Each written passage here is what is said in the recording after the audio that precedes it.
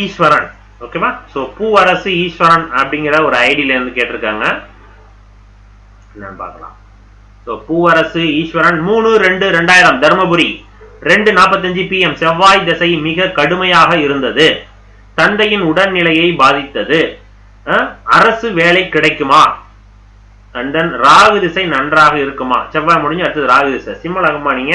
சிம்ம லக்னமாக இருக்கும் பட்சத்தில் உங்களுக்கு இது போன்ற அமைப்புகளை கொடுக்கும். பார்க்கலாம் என்ன லக்னம்ட்டு. மேபி ஒரு வாய்ப்பு உண்டு. ஏன்னா அப்பா அவனுடைய உடல்நிலை ஆரோக்கியம் சரியில்லைன்னா இன்றைய காலகட்டம் அப்படிதான் அமைப்பு இருந்துச்சு. கிரக சேர்க்கை 3/2 பிப்ரவரி 2000. So 3/2/2000 2:45 PM 2:45 PM Dharmapuri. இல்ல மிதுன லக்னம். மிதுன லக்னம் பார்டர்ல விழுவுதே. ஒரு நேரு பார்டர்ல வந்து விழுவுது.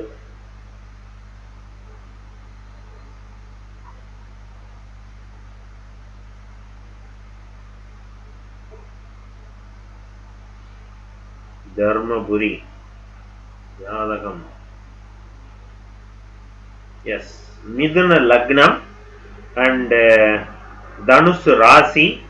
நட்சத்திரம் பூராடம் நட்சத்திரம் 4ஆம் பாதம். இப்ப நடக்கும் திசை அப்படின்னு பாத்தீங்கன்னா செவ்வாய் திசை இந்த பிப்ரவரியோட முடிது. அடுத்தது ராகு திசை ஸ்டார்ட் ஆகுது. செவ்வாய் திசையில் கடைசி சந்திர புத்தி.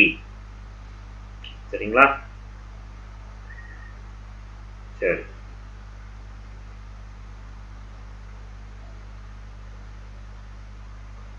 சரி ராகு திசை என்ன பண்ண போகுது ஜாதகத்திற்கு? ராகு 2ஆம் இட ராகு.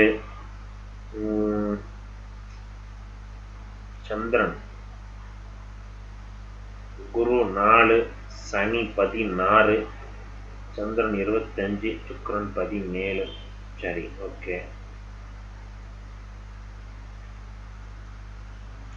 Right sir. ஸோ கேளுங்க சார். தர்மம் உங்க ஜாதகம் ஸ்கிரீன்ல வரும் பாருங்க. எஸ்.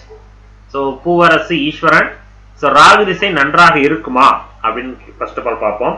இதற்கு முன்னாடி செவ்வாய் திசை ஏன் நல்லா இல்லை?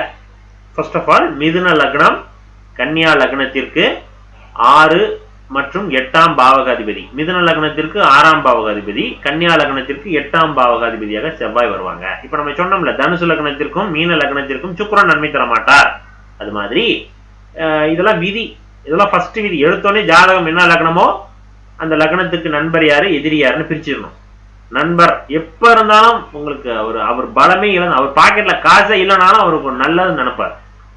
எதிரி அவர் என்னதான் கண்ட்ரோல்ல இருக்கிறார், கை கட்டி வாய் பொத்தி என்னதான் இருந்தாலும் அவர் மனதிற்குள் உங்களை கெடுக்கணும்னு நினைப்பார். இந்த கிரகத்தினுடைய மனநிலைகள் இப்படிதான் இருக்கும். இதை நீங்க ஃபர்ஸ்ட் பிரிச்சிடணும். மிதுன லக்னம். மிதுன லக்னத்திற்கு செவ்வாய் நல்லது தரமாட்டார். First point. அடுத்தது இந்த ஜாதகத்துல புதன் மற்றும் செவ்வாய். நல்ல வேளையா செவ்வாய் 29 டிகிரி, புதன் 2 டிகிரி. இந்த ஒரு பாயிண்ட் ஓரளவுக்கு நல்லது. புதனும் செவ்வாயும் இந்த ஜாதகத்திற்கு இணையக்கூடாது எந்த வீட்டுல இருந்தாலும். இந்த இடத்துல இணைஞ்சு நிக்குது 9ஆம் வீட்டுல.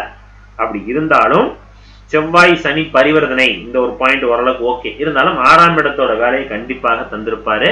அது தப்பு. சரிங்களா? செவ்வாய் திசை பெருசா நன்மை தராது. ரைட். அடுத்தது ராகு திசை நன்மை தருமானா? எஸ், கண்டிப்பாக நன்மை தரும். இப்ப இதுக்கான ஆன்சர் என்ன? எப்படி நான் ஆன்சர் இது சரியாக இருக்கும் அப்படின்னா, ராகு ஃபர்ஸ்ட் ஆஃப் ஆல் கடகராகு. மேஷ ரிஷப கடக கன்னி மகரம் இந்த 5 வீட்டில் ராகு இருந்தா நன்மை. First point. கடகத்தில் நிக்குது. கடக நின்ற வீட்டின் அதிபதி சந்திரன். அவர் நல்லா நிக்கிறாரா?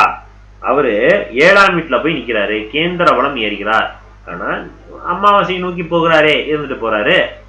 இந்த ஜாதகத்தின் 5ஆம் பாவகாதிபதி சுக்கிரனோடு இணைந்தது சந்திரனுக்கு பலமே தவிர சுக்கிரனு கிடையாது. இப்ப நடக்கிறது சுக்கிர திசை கிடையாது, சந்திர திசை அப்படின்னு எடுத்துக்கணும். எது? ராகு திசையா? இங்க ராகு திசை கிடையாது, சந்திர திசைன்னு எடுத்துக்கணும். அப்ப இங்க சந்திரன் சுக்கிரனோடு இணைந்ததுனால சந்திரன் தான் பலமாகிறார். இந்த சுக்கிரன் யார் இந்த ஜாதகத்துக்கு? 5ஆம் பாவகாதிபதி. சோ இப்ப 5ஆம் பாவகாதிபதி தொடர்பு, 9ஆம் பாவகாதிபதி தொடர்பு இதெல்லாம் இருந்ததுன்னா, அது தொடர்பு பெற்ற கிரகத்தினுடைய தசாபுத்தி ஒருத்தருக்கு போகுதுன்னா, உங்களை சுற்றி உங்களுக்கு பிடிச்ச மாதிரியான சம்பவங்கள் நடக்கும். வேலைக்கு போறீங்களா? உங்களுக்கு பிடிச்ச மாதிரியான வேலை. சம்பாதிக்கிறீங்களா அது ஒன்றும் பெருசா செலவு இருக்காது. செலவு பண்ணாலும் உங்களுக்கு திருப்தியா இருக்கும். ஓகே, இது கரெக்டான செலவு பண்ணியிருக்கேன் அப்படின்னு. மன நெருக்கடி இல்லாத, மன அழுத்தம் இல்லாத சம்பவங்கள், இதெல்லாம் 5ஆம் பாவகாதிபதியும் 9ஆம் பாவகாதிபதியும் லக்னாதிபதியும் தருவார்கள்.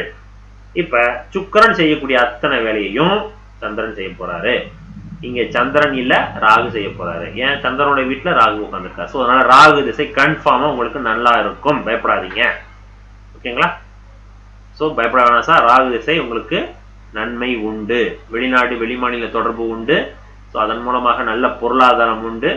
ஓகேவா? ஸோ வேலை நிமித்தமாக நீங்க எங்கேயாவது ட்ரை பண்ணா கூட வெளிநாடு வெளிமாநிலம் இது போன்ற அமைப்பை நீங்க ஃபர்ஸ்ட் ப்ரிஃபரன்ஸ் கொடுங்க.